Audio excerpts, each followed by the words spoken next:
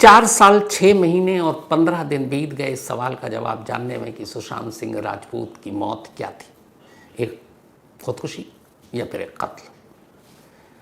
अपने करियर में मैंने ऐसा केस नहीं देखा जिसमें बाकी को छोड़िए, आम लोगों को छोड़िए, मीडिया के लोग दो खेमों में बढ़ गए थे।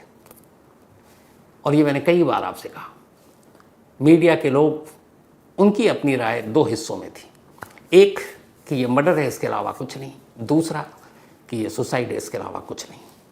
राजनीति के क्या कहने, क्या कुछ पॉलिटिक्स नहीं हुई इस पर, क्या कुछ नहीं कहा गया। केस ऐसा कि जिस केस की जांच पुलिस ने की, जिस केस की जांच सीबीआई ने की, जिस केस में नारकोटिक कंट्रोल ब्यूरो यानी कि एनसीबी उतरा मैदान में, जिस केस में ईडी तक ने दस्तक दे दी, इन्फोर्समेंट डायरेक्टरेट ने, 4 बड़ी एजेंसियां, बड़े बड़े लाओ लश्करी एजेंसियों के मुंबई पहुंचे दिल्ली से, और लाखों का खर्चा, क्योंकि आप इन्वेस्टिगेशन पे जाते हैं, गाड़ी, रहना, खाना पीना, डीए भत्ता सब, और ये पब्लिक टैक्स पेयर जो होते हैं, टैक्स के पैसे हैं। ये सारी चीज़ें 4 एजेंसियां, बॉलीवुड की जितनी नामी हस्तियां, हीरोइन खास तौर पर, उनकी मुंबई में एनसीबी के दफ्तर में परेड, सीबीआई से पूछताछ, सब कुछ हुआ। क्या कुछ नहीं हुआ इस केस में। हर एक ने अपनी अपनी थ्योरी, हर एक ने अपनी अपनी कहानी बताई, और इस कहानी को लंबा खींचने के लिए अगर कोई गुनहगार और जिम्मेदार है तो वो खुद सीबीआई है। लेकिन अब 4 साल 6 महीने और 15 दिन के बाद वही सीबीआई मुंबई के बांद्रा और पटना के एक सेशन कोर्ट में एक रिपोर्ट देती है, क्लोजर रिपोर्ट, और कहती है कि सुशांत सिंह राजपूत की मौत एक सिंपल सुसाइड, यानी एक साधारण खुदकुशी का मामला। ये वर्ड यूज़ किया गया उस क्लोजर रिपोर्ट में कि ये नहीं कि एक खुदकुशी का मामला है या कुछ, एक साधारण खुदकुशी का मामला है। अब यही सीबीआई बताए कि अगर ये इतना ही सिंपल और साधारण खुदकुशी का मामला था तो 4 साल 6 महीने और 15 दिन तक इस फाइल पर क्यों बैठी रही, क्यों इसको पहले आम नहीं किया? किस सबूत, किस गवाह का इंतजार कर रहे थे? जब आपको पता है क्लोजर रिपोर्ट में आमतौर पर 2 चीज़ें दी जाती हैं। पहली ये कि कोई सबूत नहीं मिला जिससे केस को आगे बढ़ा सके, और दूसरी ये कि इस केस में कोई दम नहीं है, इस केस को क्लोज कर दिया जाए। सीबीआई यहाँ दूसरे पॉइंट पर गई है। ये नहीं उसने कहा क्लोजर रिपोर्ट में कि हमारे पास सबूत है लेकिन इतने नहीं है कि किसी को हम पकड़ सकें, गिरफ्तार कर सकें, उस पर मुकदमा चला सकें। वो सीधे सीधे कहती है कि इस केस में कोई दम नहीं है, ये एक सिंपल सुसाइड केस है। ये सीबीआई का क्लोजर रिपोर्ट है। याद कीजिए वो 14 जून 2020, उसके बाद वो 25 जुलाई 2020 जब पटना में पहली बार सुशांत सिंह राजपूत के पिता ने एक एफआईआर दर्ज की, तब बिहार के डीजी गुप्तेश्वर पांडे, जो मीडिया में एक स्पोक्स पर्सन की तरह आ रहे थे, एक नेता की तरह, बिहार की 4 सदस्यीय एक पुलिस टीम जो मुंबई पहुंची कोरोना काल में, उनको एयरपोर्ट पे रोक दिया गया और उस पर हंगामा मचा कि हमें जांच नहीं करने दे रहे हैं, हमें रोक रहे हैं, सच्चाई से भटका रहे हैं। वो कई न्यूज़ चैनल जो चीख कर कह रहे थे कि ये एक मर्डर केस है, इसमें कौन कौन, रिया चक्रवर्ती और बाकी सारे नाम, नेपोटिज्म, बॉलीवुड में बंटवारा, ड्रग्स, सारी गंदगी इस एक केस को लेकर उछाली गई। वो परिवार, 4 बहनें सुशांत सिंह राजपूत की, पिता जिन्होंने केस किया, उनके वकील, मैंने पहले भी कहा था कि फिर ये सब कहाँ गए? पिछले कुछ वक्त से सब कहाँ गए? कोई अब इंसाफ के लिए बात क्यों नहीं करता सुशांत सिंह राजपूत की? क्योंकि इन सबको पता था पहले दिन से ही कि सुशांत सिंह राजपूत की मौत का सच क्या। अगर न पता होता तो सुशांत सिंह राजपूत की मौत यानी 14 जून 2020 के बाद लगभग 1 महीना और 11 दिन, 25 जुलाई 2020 को, मतलब सुशांत सिंह राजपूत के पिता की तरफ से पटना में एक एफआईआर दर्ज कराकर उसमें यह नहीं लिखा जाता कि उसमें रिया चक्रवर्ती, उसके माँ बाप, उसका भाई और एक दोस्त जो सुशांत सिंह राजपूत के घर पर रहा करता था, ये लोग सुशांत सिंह राजपूत की खुदकुशी के लिए जिम्मेदार हैं क्योंकि इन्होंने उसे उकसाया, यानी एबेटमेंट ऑफ सुसाइड का ये मामला है। वो सीधे 25 जुलाई 2020 को ही इस केस में एक सीधे मर्डर का केस का एफआईआर दर्ज कराते।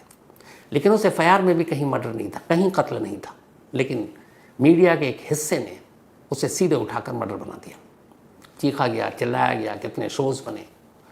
क्राइम रिपोर्टर इकलौती ऐसी, मतलब इस पूरी स्टोरी में एक पार्ट थी जो पहले दिन से एक मत थी, एक राय थी, चाहे वो मुंबई के क्राइम रिपोर्टर हों चाहे दिल्ली के हों, कि एक सुसाइड का केस है। लेकिन जितने न्यूज़ एंकर थे चैनलों के अलग अलग, उन्होंने क्या क्या कहानियां पेश की, और अब सीबीआई ने क्या कहा कि एक सिंपल सुसाइड केस है। सिंपल। जितने भी लोग इस केस में नामजद किए गए थे उन सबको सीबीआई ने बरी कर दिया। उसमें रिया चक्रवर्ती, उसका पूरा परिवार।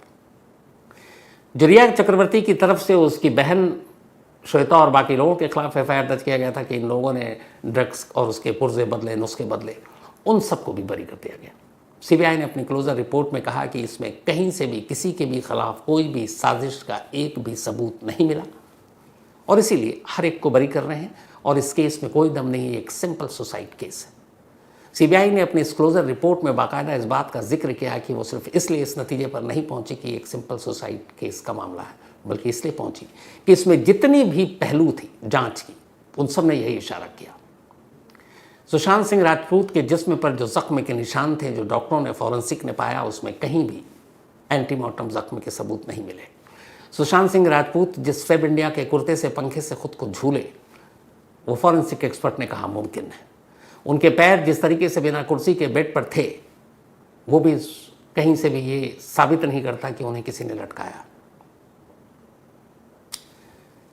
जितने गवाह थे, जितने डॉक्टर थे, एम्स के जो डॉक्टर सुधीर गुप्ता की अगुवाई में फॉरेंसिक विसरा की जांच, जितनी भी जांच की गई, उन सब में से भी कहीं फाउल प्ले नहीं मिला कि ये एक दूसरा केस हो सकता है। यानी A to Z इस केस में जितने भी सबूत, गवाह, आपको मौका वारदात, crime scene, forensic report, forensic experts की ओपिनियन, इन सारी चीज़ों ने मिलकर एक ही गवाही दी कि इसमें कोई फॉल प्ले नहीं है, इसमें कुछ नहीं है, वरना इसमें कुछ बड़े नेताओं के भी नाम आए थे, कहानियाँ बनी थी। दिशा सालियान के साथ जोड़ा गया था, जो एक्स मैनेजर थे सुशांत सिंह राजपूत को, नेपोटिज्म से जोड़ा गया था कि फिल्म इंडस्ट्री में इस तरह से हो रहा और इसीलिए कत्ल कराया गया।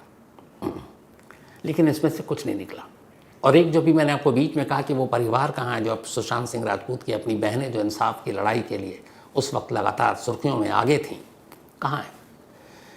खामोशी के साथ पीछे में क्या हुआ आप लोगों को पता भी नहीं चला होगा। ये मैंने पहले भी दोहराया, और मैंने बहुत पहले क्राइम तक की कई कहानी में ये मैंने बाकायदा ये कहा था कि आखिर में जब भी ये नतीजा निकलेगा, आप देखना सुशांत सिंह राजपूत एक सिंपल सुसाइड केस ही निकलेगा। और मैंने बाकायदा ये कई बार दोहराया था कि एक बिल्कुल ओपन एंड शट केस, इस शब्द का इस्तेमाल किया। आप पुरानी कहानियों में चाहें तो उसको निकाल कर सुन सकते हैं।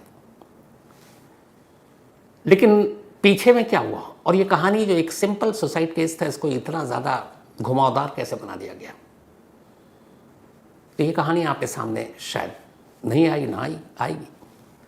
बट इस कहानी की ऑफ द रिकॉर्ड जो पूरी कहानी है वो ये है कि जब सुशांत सिंह राजपूत की मौत हुई तो उसके बाद रिया चक्रवर्ती उनके करीब थी। घर वालों को किसी ने सलाह दिया कि अगर रिया चक्रवर्ती करीब रही और उसी घर में रही जहाँ सुशांत, तो हो सकता है सुशांत सिंह राजपूत की गाड़ियों पर, उनके पैसे पर, उनकी बाकी प्रॉपर्टी पर रिया चक्रवर्ती कब्जा कर लेंगी। तो रिया चक्रवर्ती को सुशांत सिंह राजपूत की प्रॉपर्टी और पैसे पर कब्जा करने से कैसे रोका जाए। 4 बहनों में से अगर कोई एक केस करता है तो बात बनेगी नहीं। तो एक काम करते हैं, पिता के नाम पे एफआईआर करते हैं। और फिर सुशांत सिंह राजपूत के पिता को मशवरा दिया गया, उन्होंने पटना के एक थाने में कंप्लेंट लिखाई 25 जुलाई को एफआईआर, और उसके बाद 27 जुलाई को एफआईआर ये आम होती है, मीडिया में आती है। मुझे याद है 27 जुलाई 2020 को पहली बार हम लोगों को भी एफआईआर ये हाथ लगी थी। इसमें उन्होंने सिर्फ और सिर्फ यही लिखा था कि सुशांत सिंह राजपूत की मौत के लिए जिम्मेदार, खुदकुशी के लिए, उकसाने के लिए जिम्मेदार रिया चक्रवर्ती, उनके माँ बाप, भाई। मर्डर का इस्तेमाल नहीं था।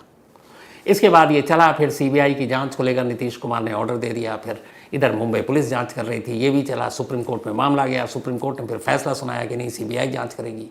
अब सीबीआई जांच करती रही। सीबीआई की टीम अगस्त में पहुंचती है मुंबई, पूरे लाव लश्कर के साथ। वो सुबह से शाम तक भागना, जांच करना, बुलाना। तब मैं वहीं था, 3 महीने तक इस केस में वहाँ था। मुझे पता था पहले दिन, लेकिन क्या है ये, लेकिन वही है कि हम सबको वो सुनना है जो हमारे कानों को अच्छा लगता है, और हमने जो पहले से ही तय कर रखा है। इसके बाद अब इतना हाई प्रोफाइल केस की दिन भर मीडिया में यही चल रहा है, न्यूज़ चैनल पर यही। बहती गंगा में एनसीबी ने हाथ धोया, नारकोटिक कंट्रोल ब्यूरो पहुंच गई वहाँ कि ड्रग्स है तो फिर मैं कैसे पीछे, वो ड्रग्स में पहुंच गए। इधर एफआईआर में एक कहानी आ गई कि 15 करोड़ रुपए थे सुशांत सिंह राजपूत के, वो 15 करोड़ कहाँ गए, उन्होंने कोई फिल्म साइन की थी वो गायब है। तो अब ये आया ईडी को कि 15 करोड़ हिसाब किताब नहीं, मैं कहाँ हूँ, मैं पीछे क्यों रहूँ।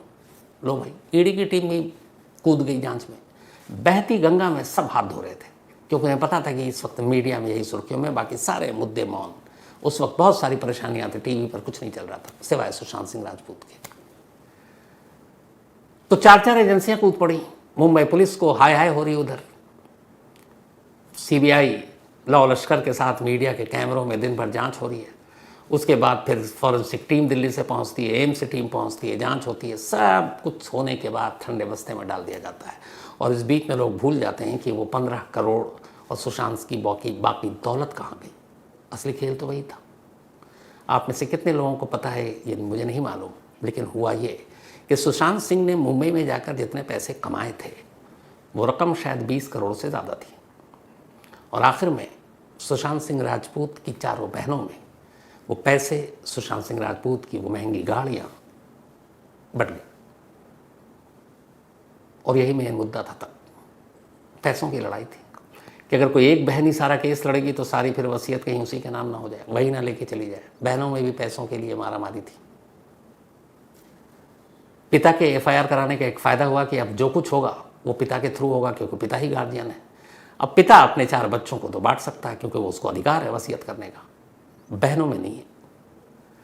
लेकिन कहते हैं कि हर एक बहन के हिस्से में शायद 6 से 8 करोड़ रुपए आए, हर बहन के हिस्से में पैसे मिल गए कि इस ठंडे बस्ते में सब खामोश, दुनिया यूं ही चलती रही, आगे बढ़ती रही, हम सब भूल गए।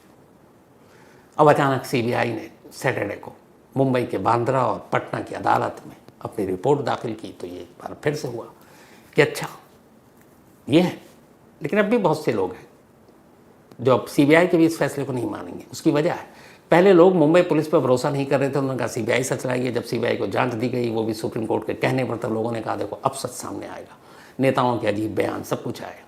अब उसी सीबीआई ने, इस देश की सबसे बड़ी और प्रीमियम एजेंसी ने, जिसके बारे में मैं हमेशा कहता हूँ कि सीबीआई सबसे ज़्यादा केसों को दफना देती है। सीबीआई के पास केस देने का मतलब है कि बड़े बड़े हाई प्रोफाइल केस की मैं बात कर रहा हूँ, जैसे निठारी ले लीजिए, जैसे आप आरुषि ले लीजिए, रिजवानुर रहमान मर्डर केस ले लीजिए, इन सब का क्या हश्र हुआ। लेकिन बहुत सारे लोग थे कि सीबीआई करेगी और सच सामने आएगा। 4 साल 6 महीने 15 दिन के बाद सीबीआई ने सच सामने रखा है कि सुशांत सिंह राजपूत की मौत एक सिंपल सुसाइड थी और यही सच था। अब इस क्लोजर रिपोर्ट का क्या मतलब हुआ? केस खत्म। आरुषि केस में भी इसी सीबीआई ने गाजियाबाद की स्पेशल कोर्ट में एक क्लोजर रिपोर्ट दाखिल की थी और कहा था, बस इन दोनों क्लोजर रिपोर्ट में एक फ़र्क था। सीबीआई की कोर्ट में आरुषि केस में सीबीआई ने अपनी जांच के बाद ये कहा था कि उनके पास कहानियां तो हैं कि आरुषि का और हेमराज का कत्ल कैसे हुआ, लेकिन उससे रिलेटेड सर्कमस्टेंशियल एविडेंस, परिस्थिति जन्य सबूत नहीं है, साक्ष्य नहीं है। उन्हें लगता है कि जो आरुषि के माता पिता हैं, डॉक्टर तलवार और मिसेस तलवार, उन्होंने कत्ल किया लेकिन उनके खिलाफ कोई सबूत नहीं है, इसलिए केस को क्लोज कर दिया जाए। लेकिन सीबीआई की कोर्ट ने कहा नहीं, ये जो आपने क्लोजर रिपोर्ट दाखिल की इसी को आप चार्जशीट बना दीजिए, इसमें बहुत सारी मटेरियल है जो अक्यूज को गिरफ्तार करके और सज़ा चलाने के लिए काफ़ी है। तो सीबीआई की कोर्ट ने सीबीआई की रिपोर्ट को, आरुषि मामले में क्लोजर रिपोर्ट को चार्जशीट में तब्दील कर दिया। उसके बाद मुकदमा चला। मुकदमे के बाद उसी सीबीआई की कोर्ट ने डॉक्टर राजेश तलवार और डॉक्टर नुपुर तलवार को उम्र कैद की सज़ा दे दी। बाद में दोनों इलाहाबाद हाई कोर्ट गए। इलाहाबाद हाई कोर्ट ने कहा कि ये सीबीआई की जो निचली अदालत थी, ये क्या अदालत थी, इसने कहानी को ही सबूत मान लिया और सबूत के बिना फैसला दे दिया और दोनों को उम्र कैद की सज़ा दे दी, जबकि इस केस में सिर्फ कहानी है, सबूत तो है नहीं। सीबीआई ने पहली बार यही कहा था कि उनके पास सबूत नहीं है, लेकिन कोर्ट ने कहा कि नहीं, इस क्लोजर रिपोर्ट को आप चार्जशीट में तब्दील कर दो। हाई कोर्ट ने दोनों को बरी कर दिया। इस केस में सिर्फ फर्क इतना है कि सीबीआई ने कहीं ये नहीं कहा है कि उनके पास सबूत है या नहीं है या कम है, उन्होंने सीधे सीधे कह दिया कि इस केस में कुछ दम नहीं है, ये एक सिंपल सुसाइड केस है। इसलिए सारे आरोपों, जितने भी आरोपी हैं, उन सबका कोई मतलब नहीं, सबको बरी कर दिया। लेकिन अब भी बांद्रा की कोर्ट और पटना की कोर्ट के पास एक मौका है। मौका ये है कि सीबीआई की डिस्क्लोजर रिपोर्ट को देखने के बाद आखिरी फैसला उन्हें करना है कि क्या इस केस को क्लोज कर देना चाहिए जैसा सीबीआई ने अपनी रिपोर्ट में कहा है, या उन्हें लगता है कि डिस्क्लोजर रिपोर्ट में ऐसी कुछ चीज़ें हैं जिनको देखते हुए वो सीबीआई को दोबारा कह सकती है कि आप अपनी जांच को कंटिन्यू रखें और जब जांच पूरी हो जाए तब दोबारा आइए, अभी जांच बंद नहीं करेंगे। या वो ये कह सकती है कि डिस्क्लोजर रिपोर्ट में कुछ ऐसे एविडेंस है जिससे लगता है कि फलां फलां के खिलाफ आप आरोप पत्र दाखिल कर सकते हैं और आप मुकदमा शुरू करवा सकते हैं। तो ये दो, और तीसरा कोर्ट कहेगी कि आप सही कह रहे हो, कोई प्रूफ तो है नहीं, साइंटिफिक एविडेंस, डॉक्टरों के evidence, postmortem report, viscera report, antemortem, postmortem, सारे ये कह रहे हैं कि नहीं ये सिंपल केस है सुसाइड का। तो आपकी राय से हम भी सहमत हैं और इस केस को क्लोज कर रहे हैं।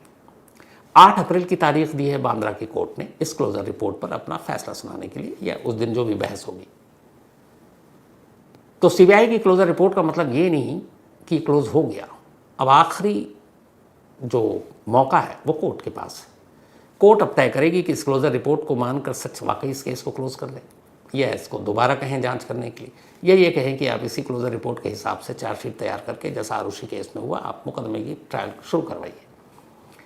लेकिन इस केस में वैसा सीबीआई ने कुछ दिया ही नहीं, तो इसलिए दोबारा ट्रायल तो मुमकिन नहीं है। चांसेस ये है कि कोर्ट भी इसे क्लोज कर देगी, या अगर 1% चांस है कि शायद कोर्ट कहे कि कुछ पहलू इसमें नज़रअंदाज कर दिए गए, आप दोबारा से इसकी जांच कर लीजिए। 3 ऑप्शन है, लेकिन ज़्यादा चांसेस यही है कि कोर्ट इस क्लोजर रिपोर्ट को एक्सेप्ट करेगी, और उसकी वजह यह है कि इसमें बयान, गवाह, ये सब तो हम इंसान मुकर सकते हैं। जो साइंटिफिक एविडेंस है, जो फॉरेंसिक एविडेंस है, उसके साथ आप खेल नहीं कर सकते। तो जब खेल नहीं कर सकते तो फिर इस पूरे मामले में फॉरेंसिक एविडेंस सबसे भारी होगा, और इसीलिए दिल्ली की भारी भरकम एम्स टीम को बुलाया गया था जांच के लिए, और उस फॉरेंसिक टीम ने अपनी रिपोर्ट में यही कहा कि एक सुसाइड का केस है, सिंपल। तब मुझे लगता है कि शायद अप्रैल में कोर्ट भी इस पर अपना फैसला दे दे, क्लोजर रिपोर्ट शाम फाइनल हो जाए। लेकिन हाँ, इस केस ने सबक दिया। सबक ये, और सबक हम सभी के लिए है, कि कभी किसी केस को लेकर फौरन अपनी राय मत बनाइए, पहला। दूसरा, मीडिया में खबरें देखकर भी कभी किसी केस पर अपनी राय मत बनाइएगा, कभी नहीं। वो आपने अभी कोलकाता केस में देखा होगा, सिंपल सुसाइड को गैंग रेप, वहाँ के सिंपल तो नहीं कहेंगे, रेप केस को गैंग रेप। आप अभी दूसरा केस एक लेटेस्ट ले लीजिए, सैफ अली खान के घर में चोरी, तस्वीर, चेहरा, चोर बदल गया, हुलिया अलग। तो इसीलिए कहते हैं कि जो मीडिया में खबरें आती हैं आप देखिए, अपना भी दिमाग लगाइए, जो एविडेंस जो भी थ्रू रिपोर्ट आप तक पहुंच रही है, लेकिन कभी राय मत बना लीजिए कि यही सही है, क्योंकि ऐसी कई खबरें हाल में हुई हैं जो मीडिया में दिखाई गई और पूरी पलट गई। मैं खुद इस मीडिया का पार्ट हूँ, फिर भी आपसे यही कह रहा हूँ। तो ये थी आज की कहानी।